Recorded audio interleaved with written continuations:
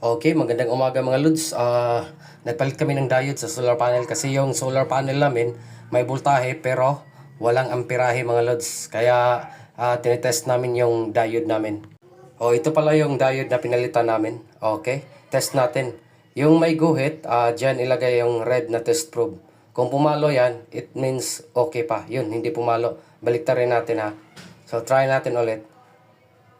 Okay. Red sa may guhit, hindi pumalo. Yun, baliktarin natin mga lods kung papalo ba siya. Yun. Okay, hindi. So it means bad diode yan. So yung isa, red sa may guhit. Yun, hindi pumalo mga lods. So try natin baliktarin kung papalo ba. Dapat pala mga lods yung multimeter natin nakaset sa times 10 sa resistor. Hindi pa rin. Hindi pumalo yung diode natin. So it means bad diode yan.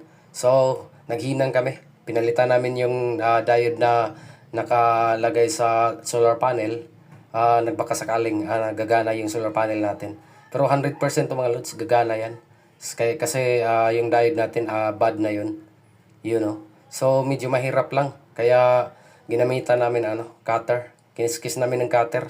Kasi hindi dumikit yung solda namin.